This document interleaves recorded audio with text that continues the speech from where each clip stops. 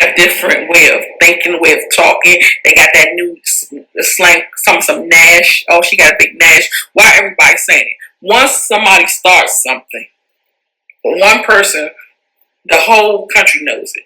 So they all act the same. So if you have one guy lie to you about, oh, he needs some money to help his mother because she's in the hospital, it's about 20 or 30 other guys that's going to tell you that same lie. You're like, I heard it all before. I heard it all before. I was your fool. Yes, you will hear it again and again and again because it's like they practicing, they reading the same book. So I told y'all before, I'm gonna write a book about living in Ghana, and every chapter gonna have something in it that you need to know about because they all read the same book. They all do the same thing. So it's like when I tell y'all you gotta be careful. So like imagine living where you're not happy because your environment is trash. You know, your house is like, I love the house, the beauty of it. But when we talk about the structure, is it solid? Is it stable? No. And you like, damn, I messed up on this purchase. You know, buying land is a hope. So, I mean, she's basically talking about herself at this point. You bought a house. Obviously, you didn't do your investigation properly. Here's the reason you ended up buying a messed up building, right? It's the same as buying land. If you cut corners, oftentimes you face issues.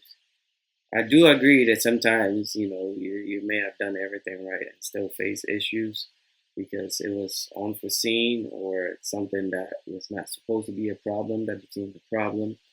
Um, but if you want somewhere where the roads are all paved and you know, then you go to places like that. But more than likely, you can't afford it. There's the reason you went to where you went to. So, to make that decision and to say, come here and complain and, talk trash, I don't think that's fair. You know, um, Again, it comes down to doing your research before you make the move, and to also know where you're moving to. Because if a good amount of the roads are not paved, especially when you go inland, um, then you should know that that's what you are to expect. You know, but yeah, at the end of the day, it's the choices you make when you have to face those realities. The monster. You buy land, might be sold to somebody else, three, four other people. Then you got to pay the person again to tell them that this is my land, and then you got to build a fence around it so nobody else uses the land. Well, then it's a possibility that they might knock the wall down. It's so much that comes with that. There's so much that comes with that. Then you might have to have a gun in on it, which is going to steal your land from you whenever they get a chance. Then you got to leave the land, make sure there's somebody suitable to watch it that's not going to steal from you. Or then you have to.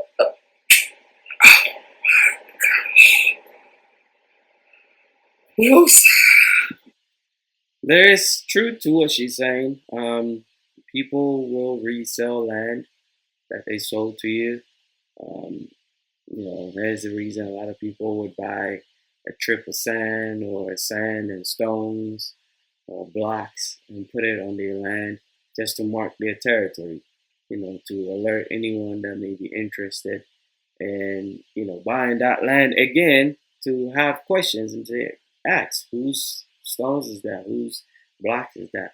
But even that, I mean, if the owner wants to resell it, they could just say, oh, it's theirs. They wanted to do some work and Now they choose not to. That's why they're selling the land. Best thing you could do is just register the land in your name. And if the person that is being resold, the land to, does their due diligence and search the lands commission for history on the land, they will come across your name, and therefore they can ask the right questions as to who this person is and why, is their name on it if this is your land. So a lot of people, like I said, try to go the cheap way, buy the land, don't want to register it because they're trying to save money. Um, you know, and or buying the land, don't do their search. Um, and after you buy the land, you find out issues. I have been a victim of this myself. Try to cut corners, use the money to do construction rather than using it to do a search or whatever. Um, so I know how you can end up in trouble if you don't go about things the right way and you try to cut corners to save money to do other things. All right.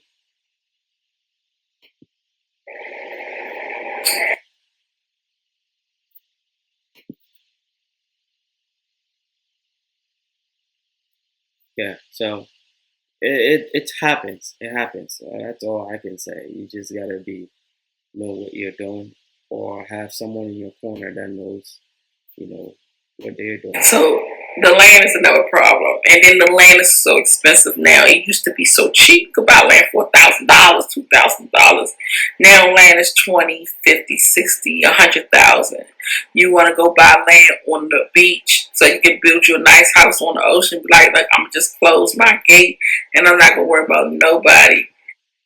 I mean, it's all based on location and demand. If people are there's a lot of African Americans coming to the beach areas looking for beach land so they can build their homes on the beach. If the land becomes turns to be high in demand, then the owners are gonna start asking for more money. It's the same way here in America. Except in Ghana, it's hard to swallow that pill because oftentimes the areas are not very well developed yet. And so you're looking to get it for cheap, right? Because the area is not developed. But, um, they're not going to sell it to you for cheap because they know you want the land. And so therefore, they want to make as much money from it as much as possible. But another way to really think of this situation too is, um, taxes. Where in America you're paying a lot of taxes, even when after you've bought the land and you're not using it, you haven't built your home or anything, you just got the land, you're paying taxes on it. In Ghana, for the most part, you are not going to encounter. I know some areas they are starting to try to push that, but for the most part, when you buy land, it just sits there. You don't pay any taxes on it. So with that kind of mindset, if you have to use the money to build a wall or something, think of it as the money you would have used to pay taxes on the land anyway, right? Or if you have to pay a little bit extra to get a beachfront, land, think of it as, well, if I have it, I pay a little bit extra. I'm not paying taxes on this. I could, use whatever extra money I have to build a wall around it or whatever. So there's pros and cons. You just have to know, and if you don't know, that's why you pay for people to give you that kind of insight, so you can think of it in a different mindset than you're used to. All right. Even get to the house or to the land, the road is bumpity, bumpity, bumpity, bumpity, bumpity. People seem to turn a blind eye with all these things. Like when they come, they just like, oh my God, it's so beautiful. The ocean is so nice. When you want to go see those beautiful things, like, because the ocean, like, if you wanted to go see just some ocean, you're going to see some dirty ocean with rocks and old car tires and old lost car keys and nuts and stuff just swimming in the ocean. That's there in the crowd. But when you want to go out and really see some beautiful.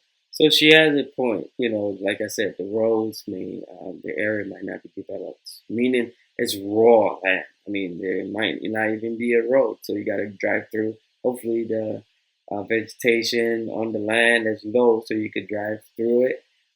But sometimes the roads are not cut. So when you go to places like this, you have to keep in mind you're going to be the one that levels the road, clears the vegetation so that you can drive on it.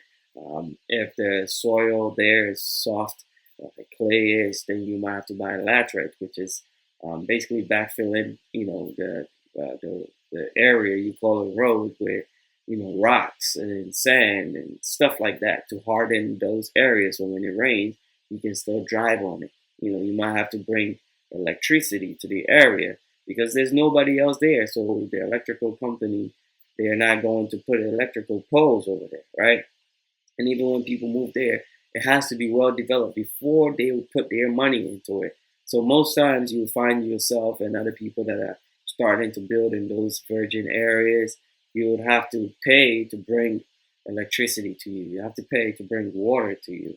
Um, that's just how things function over here, right? Water. You want to go to Cape Coast or you want to go far out. And when you go far out, there's nothing there. There's no stores. There's no malls. There's nothing for you to do. There's no activities for your children. So you go all the way out there and you like, oh my God, what are we going to do out here? Just play with dirt? And then so you say, okay, well, let me just go to a resort. You go to the resort, the nice ones. The resorts can be upwards of $1,200 a night.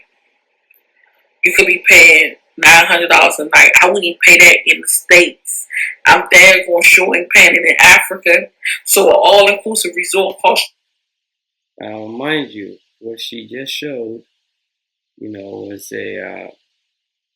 I don't know if you guys caught it, but there, 13,000 cities per night.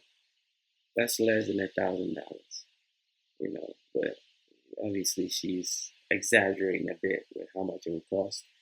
Um,